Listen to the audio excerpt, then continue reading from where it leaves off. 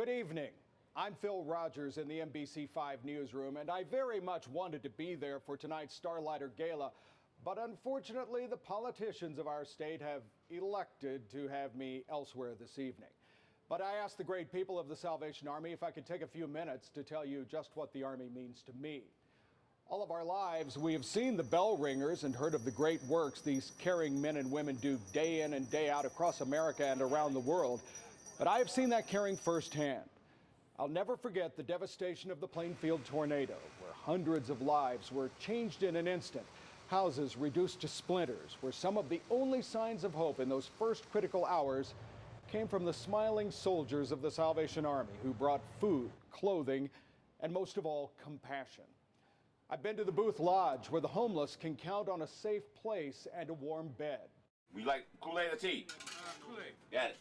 And I've traveled to the West Side with Army feeding teams, where countless men and women who have otherwise been forgotten by friends and family receive a hearty welcome and most of all, a warm meal.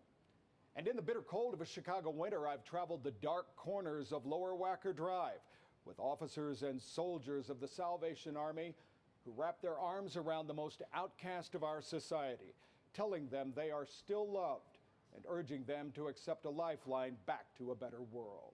People that are actually ready, oftentimes the next day they wouldn't be ready, so you have to act immediately. I could tell you tonight about the astonishing numbers from last year. 112,000 helped last Christmas alone, including over 21,000 food baskets and over 81,000 toys. And remember, the Army receives nearly 70% of its yearly donations during the Red Kettle campaign, which officially launches November 19th. But the biggest number I think of when I think of the Salvation Army is one. The one-on-one compassion the Army offers to the most desperate from our society, and the message that there is still love and hope available to them.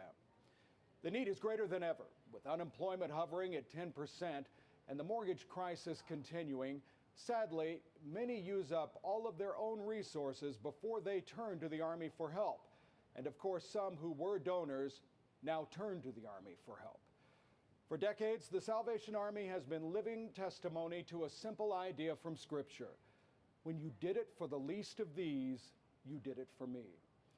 Tonight, enjoy the celebration, and to my friends in the Salvation Army, best of luck for a wonderful and blessed 2010 Christmas season.